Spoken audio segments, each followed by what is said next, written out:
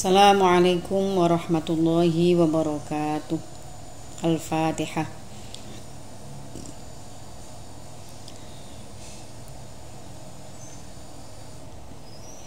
Bismillahirrahmanirrahim. Subhanakallahumma rabbana la ilma lana illa ma 'allamtana innaka antal alimul hakim.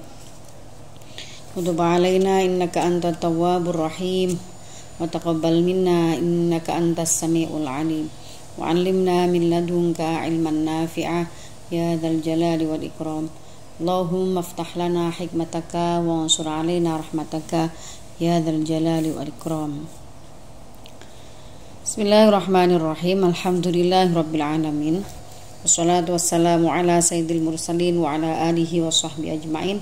Qala al-muallif rahimahullahu ta'ala wa nafa'na bihi wa bi ulumihi wa amatana bi asrarihi wa a'ada alaina bi barakatihi fid dharain amin ya rabbal alamin. Sahabat-sahabat Fatayat dimanapun berada, dan para jamaah yang mudah-mudahan selalu di dalam rahmat dan perlindungan Allah Subhanahu wa taala. Mari kita lanjutkan ngaji rutin kita, kitab Irsyadul Ibad. Nah, mudah-mudahan Allah menganugerahi kita istiqomah setiap Jumat untuk terus ngaji kitab ini bersama-sama, belajar dan mengkaji kitab ini. Babul kadhibi, bab menerangkan tentang berbohong. A'udzubillahi minasyaitonirrajim. Ala la'natullahi 'alal kadhibin. Sesungguhnya ingatlah bahwa laknat Allah itu menimpa atau kepada orang-orang yang berdusta atau berbohong. Rasulullah SAW juga bersabda tentang dusta ini, "Man kadzaba 'alayya muta'ammidan falyatabawwa maq'adahu minan nar." Man kadzaba, barang siapa, man kadzaba 'alayya, barang siapa membuat kebohongan padaku atau berbohong padaku dengan sengaja, maka hendaklah ia menempat di satu tempat yang telah disiapkan untuknya di neraka. Hadis riwayat Ahmad, Imam Bukhari, Imam Muslim, dan 4 imam ahli hadis dan lain-lain dari golongan para sahabat, dari beberapa riwayat yang dikatakan mutawatir. Bohong itu memang perbuatan yang ringan sekali dilakukan. Sering kita tidak menyadari bahwa berbohong itu merugikan diri sendiri.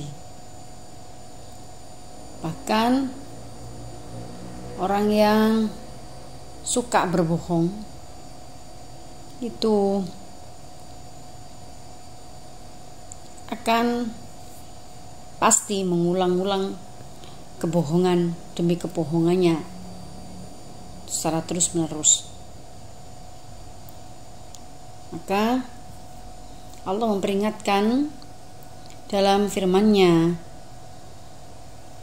awas ya, orang yang suka berdusta atau orang yang suka berbohong itu akan mendapatkan laknat Allah. Naudzubillah wal iyadzubillah. Bahkan Rasulullah cari tempat di neraka untuk para pembohong. Beliau sampai memberikan peringatan sebagaimana yang kita baca bersama tadi hadisnya. Karena itu termasuk maksiat mulut atau dosa mulut yang sangat mudah dilakukan oleh hampir semua orang. sadar atau tidak sadar, bahwa itu akan merugikan diri dia sendiri, merugikan pekerti dia, kepribadian dia, sebab akan dicap orang sebagai pembohong. Auzubillah. Makanya jangan dibiasakan guyon gitu, dengan alasan guyon tapi berbohong.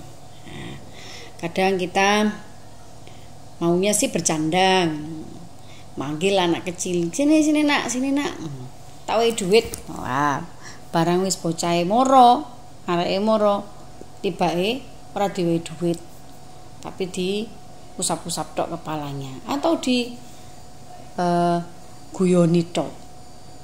Nah, seperti ini nih menimbulkan kekecewaan, rasa kecewa pada orang lain. Tidak mungkin ini tidak berdampak.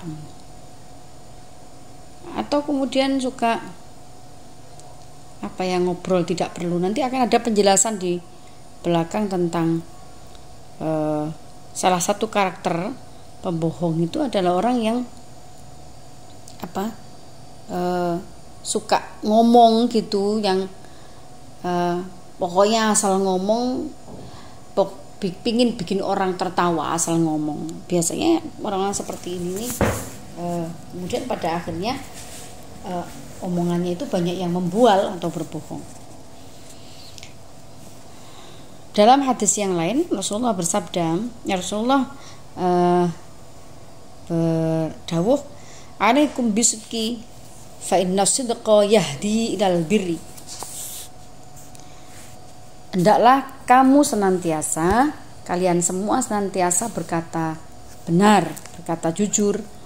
Fa inna sidqa yahdi ilal birri, karena kejujuran itu akan menunjukkan kepada kebaikan, akan berbuah kebaikan.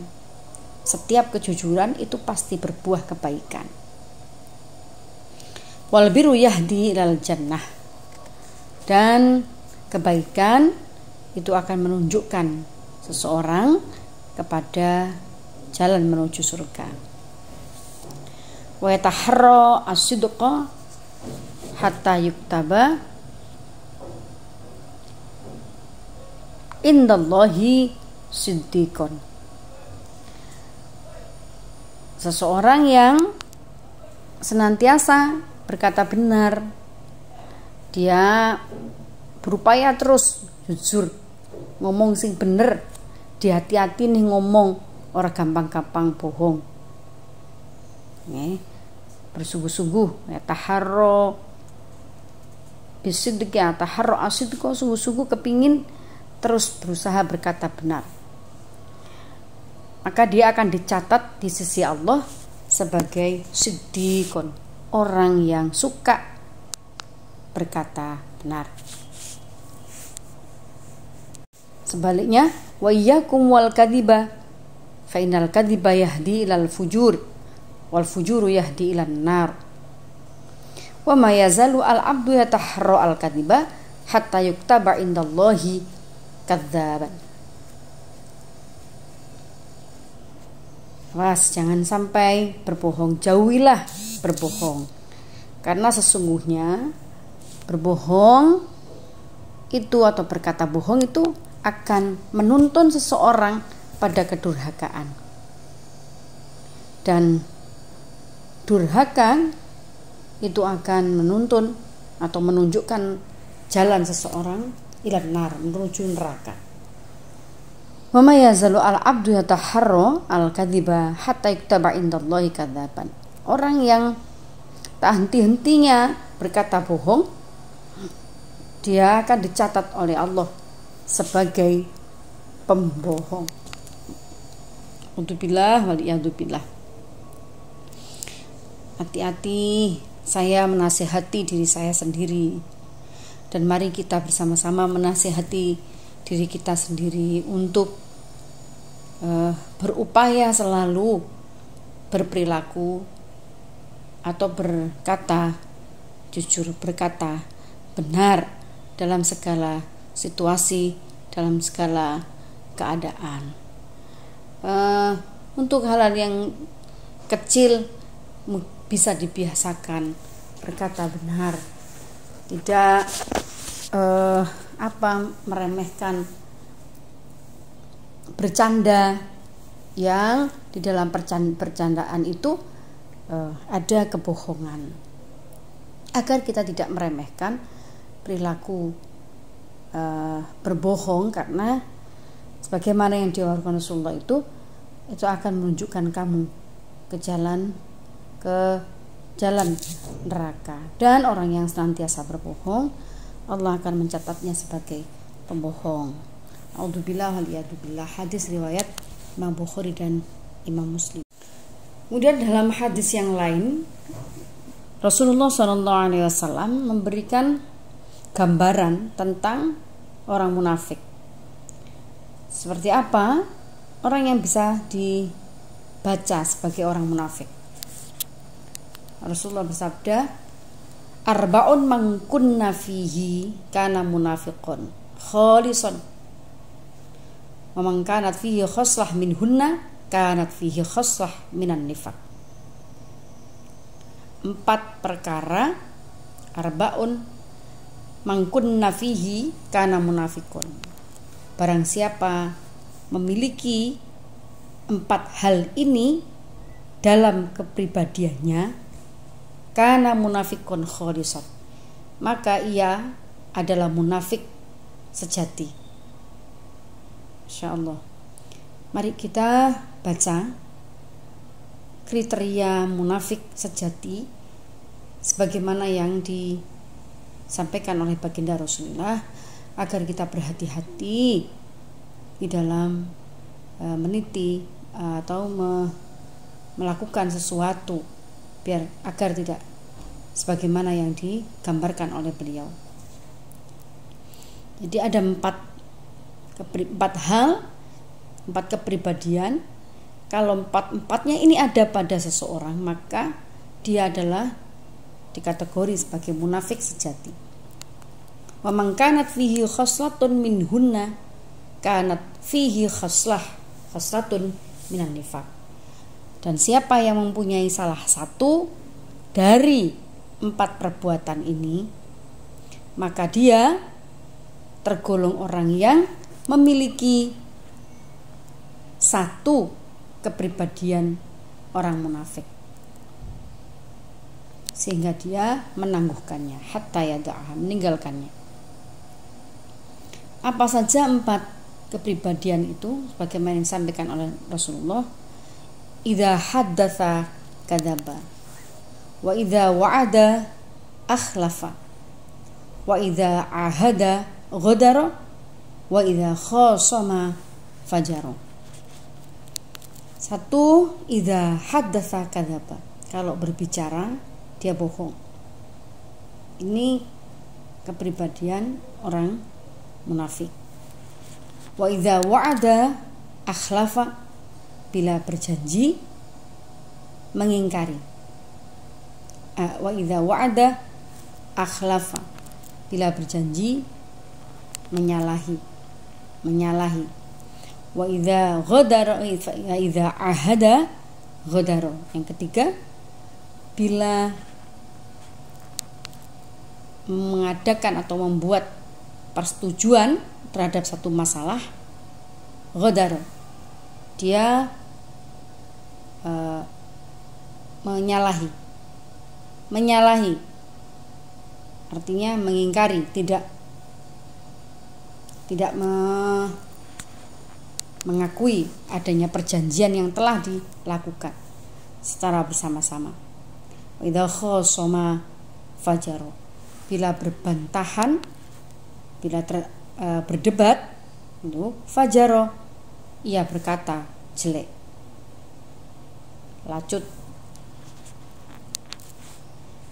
4 kepribadian ini, naudzubillah, bila dimiliki oleh seseorang, maka ia sesungguhnya betul-betul orang munafik, namanya munafik sejati.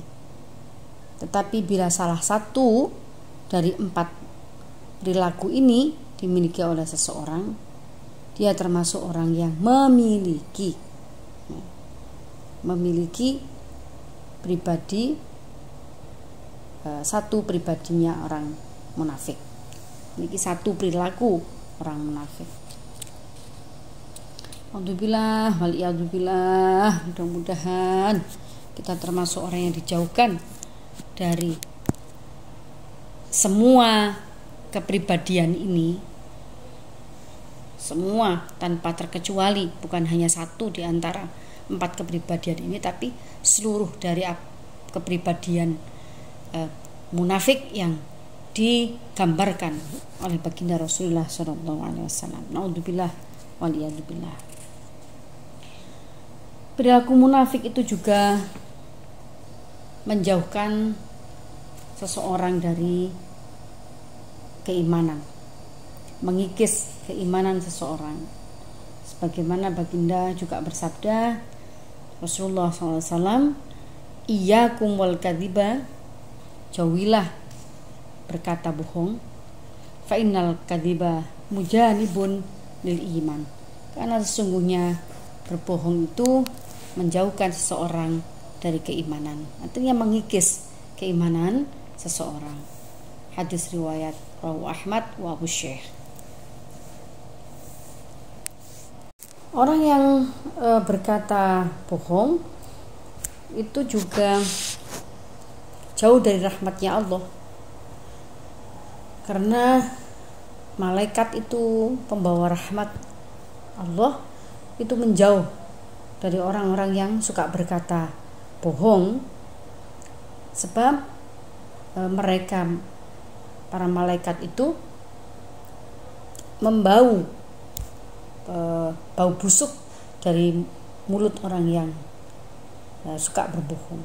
Idza kadzdzaba al-'abdu kadzbatan taba'ada anhu al-malaku milan minnat ma ja'a bih. Orang yang suka bohong itu dijauhi oleh malaikat dengan jarak 1 mil lantaran malaikat tidak tahan minnat ma ja'a bih, tidak tahan terhadap bau busuk orang yang pembohong itu. Termasuk dalam kategori orang yang pembohong itu orang yang selalu menceritakan apa saja yang ia dengar dari orang lain. Suka ngomong, suka cerita apa saja yang ia dengar dari orang lain. Itu juga dalam kategorisasi seorang pembohong. Tahu apa diceritakan, ngerti apa diceritakan, melihat apa diceritakan, dengar dari siapa apa, tentang apa, cerita terus, suka cerita kemana-mana tentang sesuatu yang ia dengar, sesuatu yang ia lihat, sesuatu yang ia rasakan. Nah ini juga Kanjeng Nabi Rasulullah mengkategorikan orang yang seperti ini sebagai seorang yang suka berkata bohong. Kafa bil mar'i kadziban ayyuhaditsa bikulli ma sami'a. Seseorang, cukup bagi seorang itu dikatakan sebagai pembohong, orang yang suka berkata bohong, ayyuhaditsa bikulli ma sami'a.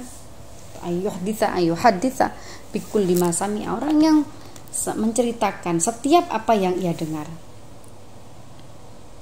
Hati-hati, jangan suka, mari kita berhati-hati, jangan suka lihat apa saja diceritakan, dengar apa saja diceritakan, tahu apa saja diomongkan. Ini bukan hanya sekedar dibilang sebagai orang yang banyak omong, tetapi ini dikategorisasi beliau juga sebagai orang yang suka berbohong. Karena orang itu kalau sudah ngomongnya nggak ada henti-hentinya ngomong saja, itu memang kemudian dari sekian omongannya itu biasanya ada yang bohong, tidak sepenuhnya benar. Juga dalam kategorisasi pembohong adalah orang yang bohong. Orang yang bohong itu adalah orang yang berbicara gitu, biar orang lain itu tertawa karena pembicaraannya. Jadi dibesar-besarkan omongannya gitu, dibombastiskan, cari-cari omongan agar orang suka tertawa dengan omongannya. Ternyata itu oleh beliau juga dikategorisasi sebagai orang yang berbohong. Wailun lilladzi yuhadditsu fayakdzibu yadhaka bihal qaumu. Celaka orang-orang yang berbicara dan dia karena kebanyakan bicara itu dia bohong agar orang lain tertawa, agar kaum orang lain itu tertawa dengan omongannya. Jadi akhirnya membual. Nah, membual lah bahasa yang paling mudah. Hati-hati. Allah berikanlah kami penjagaan atas lisan kami, atas perilaku kami. Nah, tadi sudah saya sampaikan sedikit orang yang suka menggoda anak kecil ya. Tapi dia sekedar goda, mau ngasih apa tapi gak dikasihkan. Itu mah hati-hati, itu Rasulullah menyatakan atau mensifati itu sebagai perbuatan bohong. Mangkola li sobiyin ta'al, siapa yang berkata pada anak kecil, sini nak, sini haka, tsumma lam yu'tihi fahiya kadzibah. Barang siapa berkata pada anak kecil, mari sini, ambil ini. Si kecilnya datang, kemudian anak itu datang tapi tidak diberi sesuatu pun, maka ini juga termasuk kebohongan. Ya Allah. Jadi dalam bercanda pun kita mesti berhati-hati. Terlalu banyak berbicara atau bercanda yang kemudian di dalam kata-kata itu seringkali terselip sesuatu yang tidak terjadi atau omongan yang tidak semestinya. Itu juga perilaku yang berbohong. Demikian halnya bercanda dengan anak-anak, dengan iming-iming mau memberi sesuatu tapi faktanya tidak, nyataannya tidak diberikan, itu juga salah satu perilaku bohong. Rawahu Ahmad wa Ibnu Abi Dunya.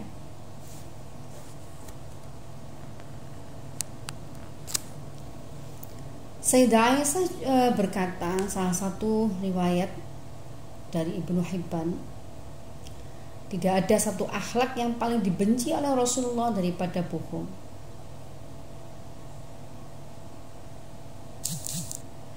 Dan bila beliau melihat seseorang punya sifat bohong, maka akan dibencinya. Karena tidak akan pudar dan tidak akan pudar kebencian itu sehingga orang tersebut memulai untuk bertaubat.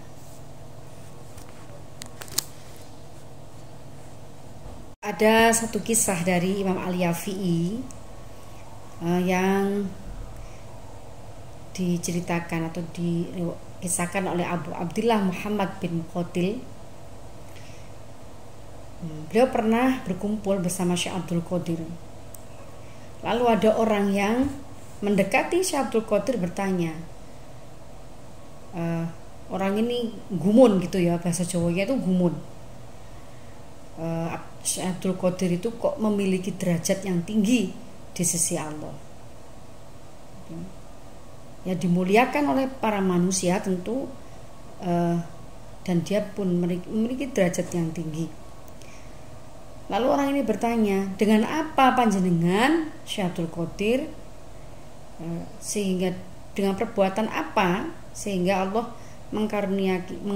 mengaruniai panjenengan itu kemuliaan? Syekh Abdul Qadir menjawab, ala sidqi, atas dasar berkata benar. Wa ma kadzabtu qattu, saya tidak pernah sama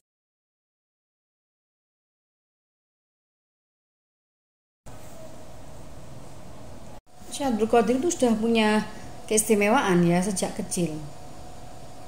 Nah, umumnya anak-anak desa itu kalau masih kecil-kecil itu kan suka bermain, lalu dia juga membantu menggembala hewan-hewan ternak. Syekh Abdul Qadir itu bercerita, waktu aku masih kecil di desaku tuh aku menggembala, mengikuti lembu menggembala, lembu sapi itu. Lalu aku memandang sapi itu, mengikuti sapi itu yang sedang membajak di ladang, di sawah. Terus tahu-tahu lembu itu, sapi itu berkata padaku, memang memiliki keistimewaan sejak kecil. Sapi itu tiba-tiba bicara sama Syekh Abdul Qadir. "Hei Abdul Qadir, pulang sana, kamu jangan di sini. Bukan untuk membajak aku kamu diciptakan oleh Allah." Terus akhirnya aku pulang.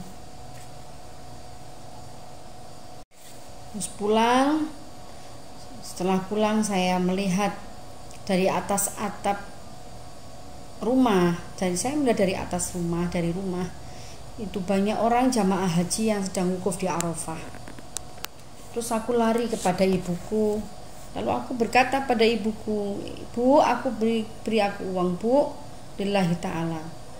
Izini aku untuk pergi ke kota Baghdad. Aku ingin sekali belajar ke sana dan berkunjung ke rumah orang-orang yang soleh." Si ibunya heran, kenapa Abdul Qadir tiba-tiba berkata begitu, mengapa? Lalu aku bercerita pada ibuku tentang kejadian yang aku alami tadi waktu aku di sawah. Kok tiba-tiba ada seekor lembu atau sapi itu bicara padaku, mengusir aku, "Jangan di sini, pergi kamu, tempatmu tidak di sini. Allah mengutusmu di tempat yang lain." Lalu ibuku segera mengambil uang sebanyak 80 dinar dari harta warisan ayahku. Begitu kata Syekh Abdul Qadir. 40 dinar aku bawa, sementara yang 40 dinar lagi aku berikan pada saudaraku. Terus ibuku membuatkan aku saku, kantong di bawah ketiak bajuku sebagai tempat menyimpan uang tersebut. Artinya ibunya Syekh Abdul Qadir ini kemudian mengizinkan Syekh Abdul Qadir untuk pergi ke Baghdad belajar mendapatkan ilmu. Setelah disanguni, kasih sangu sebanyak 80 dinar, tapi yang 40 dinar diterima oleh Syekh Abdul Qadir, yang 40 dinar dikembalikan untuk diberikan kepada saudara-saudaranya. Lalu beliau pamit pada ibunya untuk pergi ke Baghdad.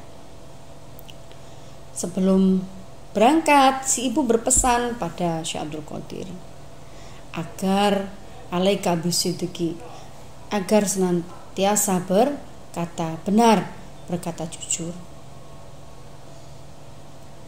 "Pergilah, aku telah menitipkan keselamatanmu pada Allah Subhanahu wa taala. Semoga kamu senantiasa di dalam pemeliharaan Allah. Idhab qad wadda'tuka Allah azza wa jalla." Setelah mendapatkan restu dan mendengar langsung nasihat ibunya agar Syekh Abdul Qadir selalu jujur atau selalu berkata benar dalam setiap perjalanan, lalu beliau memulai perjalanan menuju Baghdad bersama kafilah unta yang yang diikuti oleh beberapa orang yang lain menuju Baghdad. Di tengah perjalanan menuju Baghdad, sampai di satu tempat yang disebut sebagai Hamdan. Lalu tiba-tiba muncul 60 orang pengendara kuda yang mereka biasa merampas orang-orang yang sedang dalam perjalanan atau begal dalan gitu ya. Lantas ada 60 orang pengendara kuda lalu merampas apa yang dimiliki oleh rombongan kafilah. Terus satu di antara perampas itu atau satu di antara perampok itu mendatangi saya. Begitu dawuh Syekh Abdul Qadir. Lalu dia bertanya, "Hei fakir, apa yang kamu bawa?" Aku jawab, kata Syekh Abdul Qadir, "Saya bawa uang 40 dinar." Perampok terus bertanya lagi, "Di mana kamu taruh uang itu?" "Sini saya taruh di kantong di bawah ketiakku." Ketawa perampoknya itu, menyangka atau menduga bahwa Syekh Abdul Qadir itu guyonan, menghinanya. Terus ia meninggalkan Syekh Abdul Qadir. Lalu datang lagi perampok yang lain, maksudnya anggota di antara mereka itu ada lagi yang datang dengan pertanyaan yang sama. "Hei, kamu bawa apa, orang fakir?" "Saya bawa uang 40 dinar. Saya taruh di bawah ketiak di dalam kantong yang dibikin oleh ibuku." Sama-sama dia tidak percaya, lalu dia tinggalkan Syekh Abdul Qadir. Sampai kemudian datanglah orang yang ketiga yang mendatangi Syekh Abdul Qadir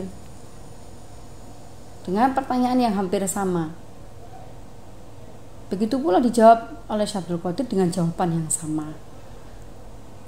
Kepada pasukan perampok pun ia berkata jujur karena ia mengingat akan nasihat ibunya untuk berkata jujur. Lalu di antara mereka perampok itu kemudian saling bertanya, ini anak ini aneh, mungkin seperti itu ya, orang aneh ini bohong apa enggak sih? Terus dilaporkan ke pimpinan perampok. Lalu pimpinan perampok itu mendatangi Syekh Abdul Qadir, lalu menggeledah tubuhnya. Ternyata betul bahwa terdapat uang 40 dinar yang itu ditaruh di kantong di bawah ketiak Syekh Abdul Qadir. Lalu kepala perampok ini berkata atau bertanya, "Apa yang membuat kamu ngaku? Kok aneh kamu ngaku segala, bukannya malah menyembunyikan, tapi kamu kok malah ngaku, ngomong apa adanya?" Syekh Abdul Qadir berkata, "Ibuku memerintah aku untuk berkata benar. Aku tidak berani melawan perkataan ibuku." Subhanallah. Apa yang terjadi? Lalu pimpinan perampok ini menangis sejadi-jadinya di hadapan Syekh Abdul Qadir sambil dia berkata, "Engkau tidak berani berbohong kepada ibumu, tidak berani melawan dawuhnya ibumu, tapi aku sudah bertahun-tahun berkhianat pada Allah." Akhirnya sang pemimpin itu taubat di tangan Syekh Abdul Qadir, lalu menyatakan masuk Islam.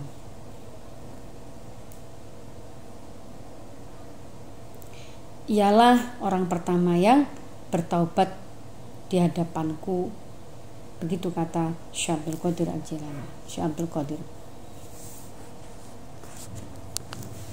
kejujuran inilah yang kemudian membawa beliau mendapatkan tempat yang mulia, derajat yang tinggi di sisi Allah Subhanahu wa ta'ala. Kemudian bohong seperti apa yang diperbolehkan? Adakah bohong itu yang diperbolehkan?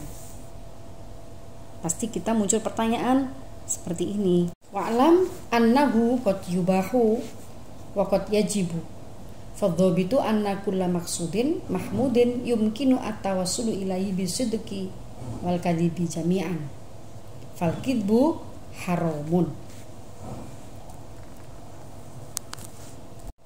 Kadang bohong itu diperbolehkan.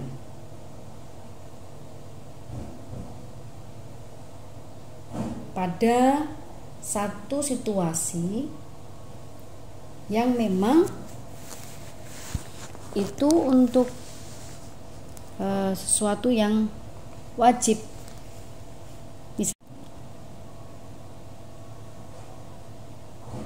Ada kita berbohong atas persembunyian seorang muslim yang bersembunyi dari ancaman orang zalim yang akan membunuhnya atau menyiksanya. Nah, kita boleh di sini berbohong. Bahkan kalau di kitab ini bohong malah di sini wajib, karena memelihara darah seorang muslim itu adalah kewajiban. Jadi seorang muslim yang dalam ancaman dibunuh oleh orang yang zalim, ini jelas ini tidak ada salah ya, tapi diancam dibunuh oleh orang yang zalim, kemudian kita menyembunyikannya dan berkata kita tidak tahu, itu malah di sini hukumnya wajib, karena darah seorang muslim adalah wajib. Tapi keterangan di sini anna kulla maksudin mahmudin yumkinu atawassulu ilaihi bisidqi wal kadhibi jami'an fal kidbu haramun wa inam kana atawassulu ilaihi bil kidbi wahdahu famubahun. Setiap tujuan terpuji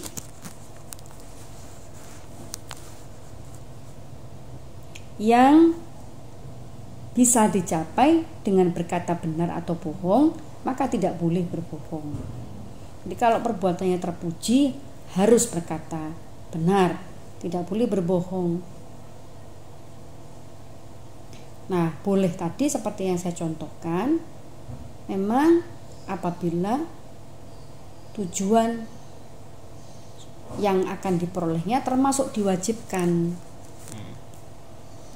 Apa itu? Ya melindungi orang, tujuan melindungi orang muslim dari perilaku atau bahkan ancaman pembunuhan orang yang zalim. Nah, dalam kasus ini diperbolehkan. Ya tentu saja ya.